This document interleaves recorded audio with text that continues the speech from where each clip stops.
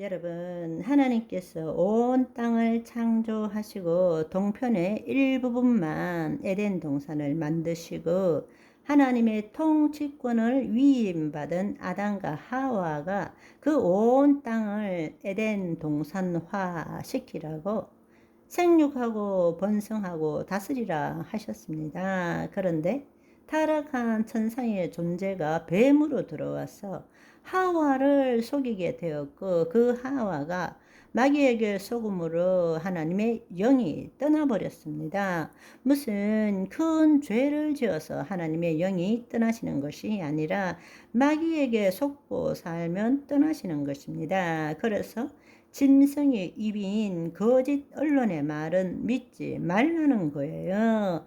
나에게서 하나님의 주권이 사라집니다. 주권이 하나님이 아니라 마귀가 주권을 가지게 되는 것입니다. 그 결과로 영토도 잃어버리고 에덴 동산 밖으로 쫓겨 나가는 것입니다. 그렇지만 우리 하나님은 그 땅을 포기하신 적이 없으시고 하나님의 자녀도 포기하신 적이 없습니다. 그렇지만 아담과 하와가 에덴 동산 밖으로 쫓겨났을 때는 하나님의 영이 없는 하나님의 자녀인 거죠. 하나님의 영이 없는 하나님의 자녀, 백성이죠. 그렇지만 영토도 잃어버렸어요. 주권도 없어요. 그러니까 그의 나라라고 말할 수는 없는 거죠. 그렇지만 하나님께서는 포기하지 않으시고 다시금 하나님의 나라가 이루어지기를 원하시는 거죠. 그렇지만 궁극적으로 하나님 나라가 이루어지려면 다시 하나님의 영이 임하셔야 되는 것입니다. 그러니까 예수 그리스도께서 이 땅에 오시기 전까지 구약에 있어서의 통치는 불가능해요. 왜?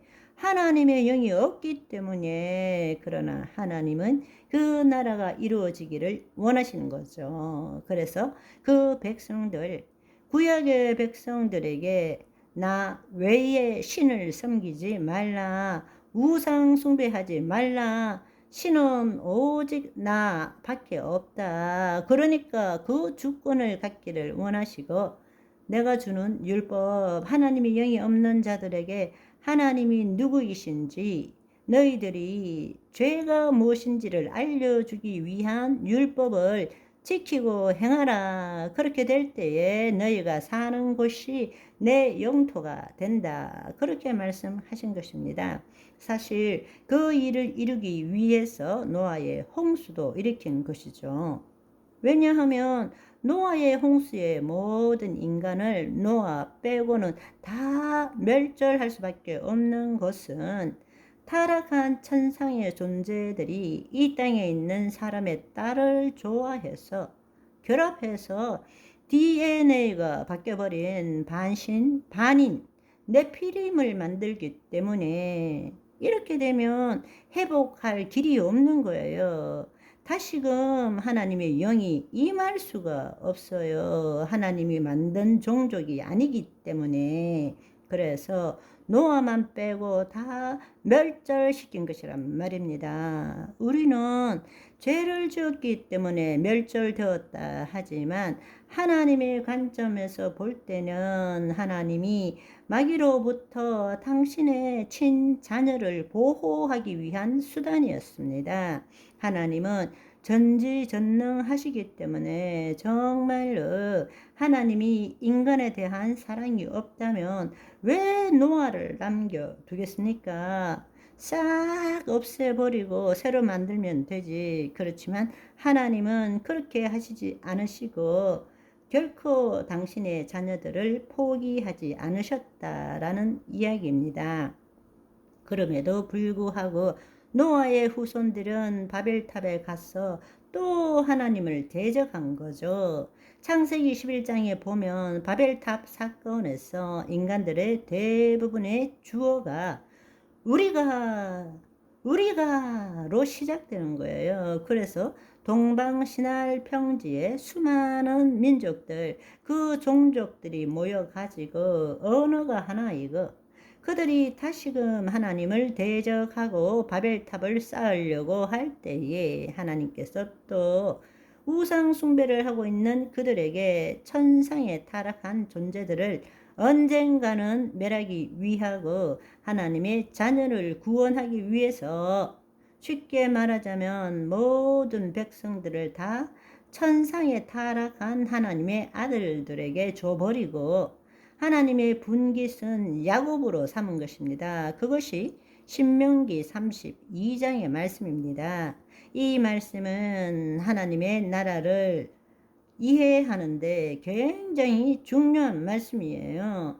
신명기 32장 8절 9절의 말씀에 보시면 지극히 높으신 자가 민족들에게 기업을 주실 때에, 인종을 나누실 때 이스라엘의 자손의 수효대로 백성들의 경계를 정하셨도다. 여호와의 분깃은 자기 백성이라. 야곱은 그가 택하신 기업이로다.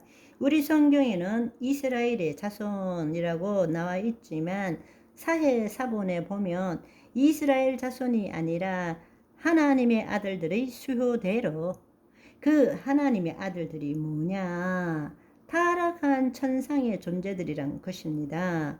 모세가 신명기를 쓸 때는 이스라엘이 있었지만 이 당시에는 이스라엘이란 나라가 없었어요. 아직 없는 상태예요. 그러니까 이스라엘 자손의 수효라고 번역된 것은 잘못된 것이고, 본래는 하나님의 아들들, 즉 분의 엘로힘이라고 그래요. 천상의 존재 중에 타락한 존재들, 그들에게 다 맡겨버리고 여호와의 분깃은 자기 백성이라. 야곱은 그가 택하신 기업이로다. 야곱이 이스라엘이잖아요. 그래서 12장에 보시면 아브라함을 부르신 거예요. 그리고 아브라함을 불러서 본토, 친척, 아비 집을 떠나서 내가 명한 곳으로 가라. 그곳이 어디입니까? 가나안 땅이잖아요. 가나안 땅은 영원한 하나님 나라의 모형과 그림자인 것입니다. 그러니까 하나님 나라를 영역적인 관점에서 나라를 세우게 하신 것입니다. 아멘. 오늘은 여기까지. 바이바이.